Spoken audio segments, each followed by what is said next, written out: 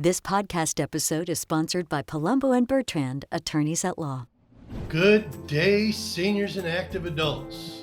Welcome back to our YouTube podcast, Get Your Weekly Slice, where we protect, inform, and educate you, our seniors and active adults, every week about what you should know as you age. It is about keeping you, our seniors, in the know. This is Downsizing Part 4, The Real Conversation. And this has to do with anybody moving into or contemplating moving into independent, assisted memory care communities and or CCRCs. And what it's called is the 5 Stages of Readiness. And I'm sure that you're going to be able to identify which stage of readiness you currently are in. So I'm just going to kind of go through the steps with you, and I'll follow up at the end with a couple different stories so that in hopes it will make your mind up, or you'll better be able to identify which stage of readiness you are currently in. The first one, of course, is denial. And basically what that amounts to is when most seniors or active adults are confronted with making a move or a transition, the first thing out of their mouth is, I'm never moving, or I'm staying put, or you'll carry me out in a pine box, or I'm not going to any one of those places because the food is bland, and where I'm at is my forever home. So is that you in the denial stage? Or are you in the thinking stage where downsizing would not be a bad idea? You know, this house is really too big for me. And what would happen if my friend downsized and seems happy? It would be nice to not have to cook and do laundry anymore. So those are the things, and it might be you, that you're in that thinking stage. Or could you be in the planning stage? Be proactive as opposed to reactive. That's a good thing, and that's what I like to promote. Both Alba and I like to promote is being proactive. So let's take a look at those places. If and when that time comes, you'll know where you would like to move to. Costs. What are the costs?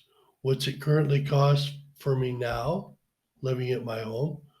What's it going to cost for me to transition or move to an independent assisted memory care / CCRC community? How much am I going to need money-wise? I'd like to get a pre-appraisal. That's what we offer as certified senior housing professionals when we work, Alba and I, with a senior active adult and they have a house to sell. We pay for a pre-appraisal because we want you, to get the most money for your property. We're not like a lot of other agents or investors out there who are trying to pay the least amount of money for your home or property. We, on the other hand, are trying to get you the most money so you have a peace of mind once you make that transition that you're going to be able to afford where you're moving to. And the analysis, staying put versus moving on, we can help with that. So understand that we have a list that we have put together of what your costs are currently and what your costs are going to be once you transition into any one of the senior living options. No other real estate agent is going to be able to do it like that for you and have it as a comprehensive list for you where it makes it easier Again, it's an option provided by us to you to make that decision. Do you do it now or do you do it later? So, are you in the planning stage? We hope you are at this point in the planning stage. Denial is always a reactive. Thinking, because you're on the border, is more reactive than proactive. Planning is being proactive, not reactive.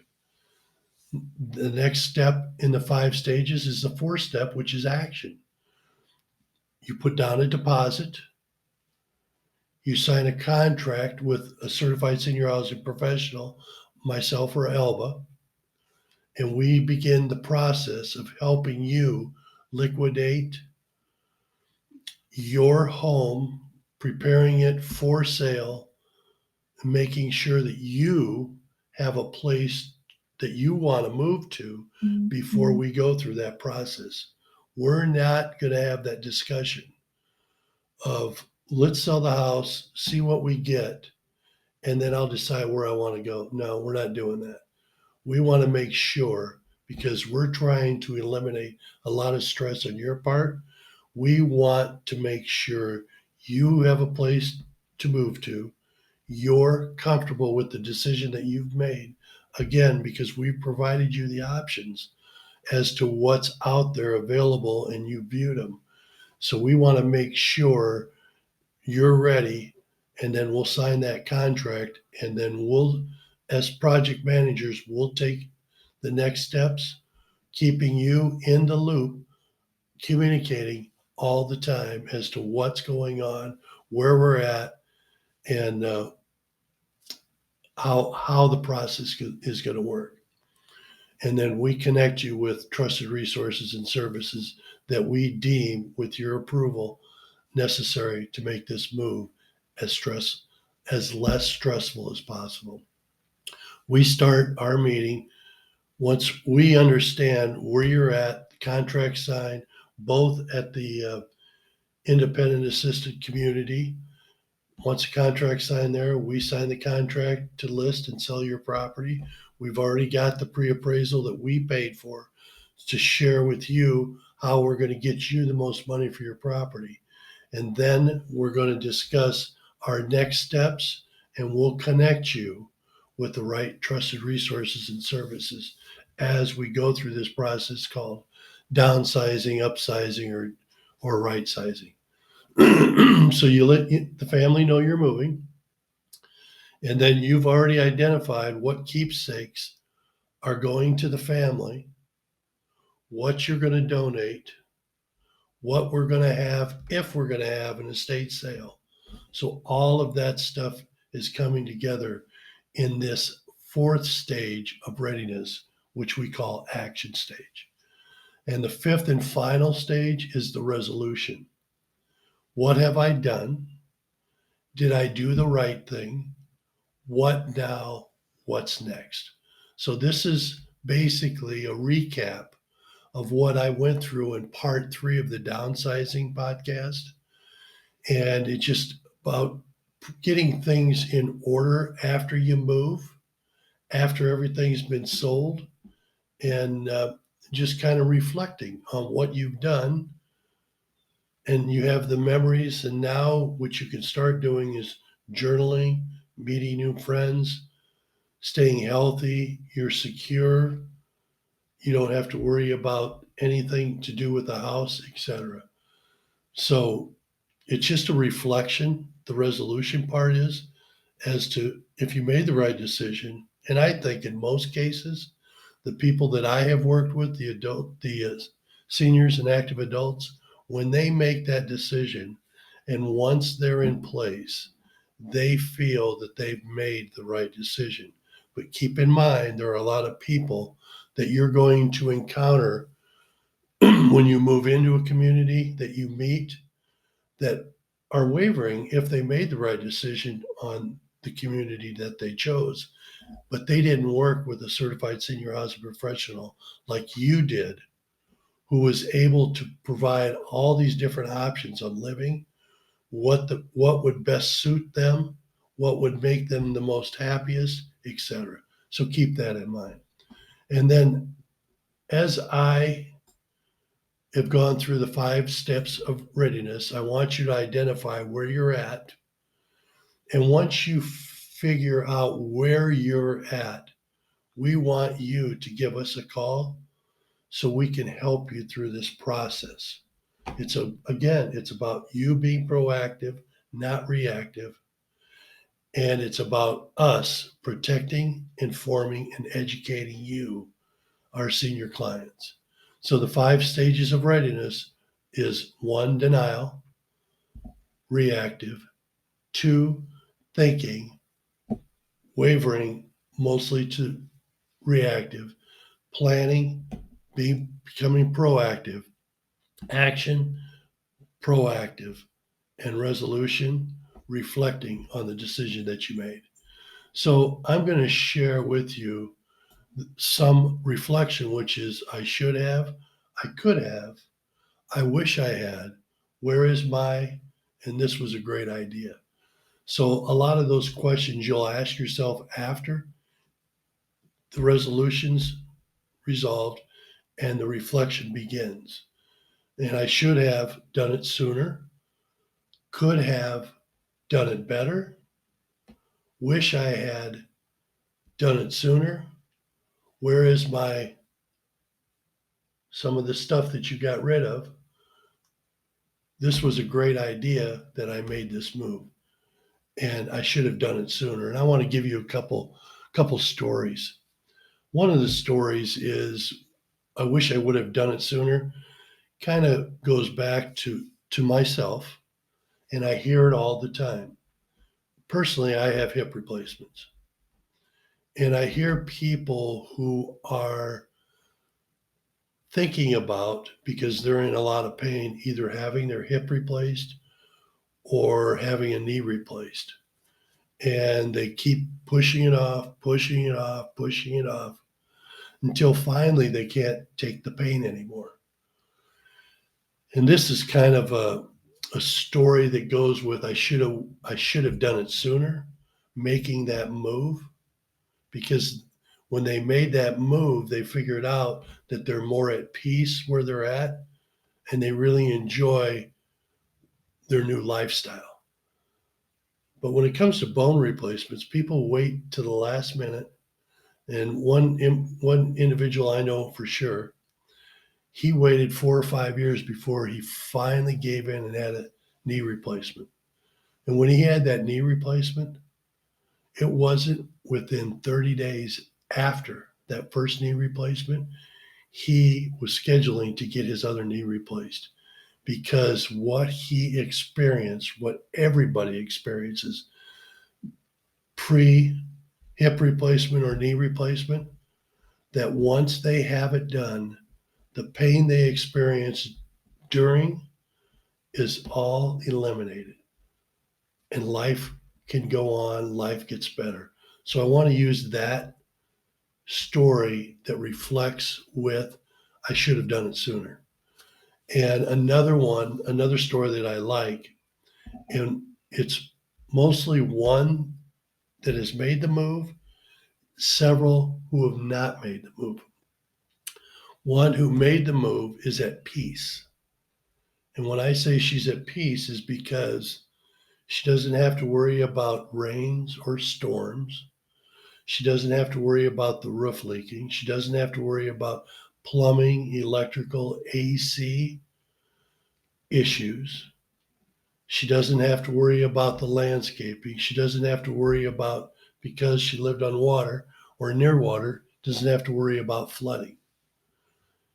She doesn't have to worry about that because now that she's in an independent community, they have all the resources there. She's protected, she's secure, she gets her meals, and she's at peace.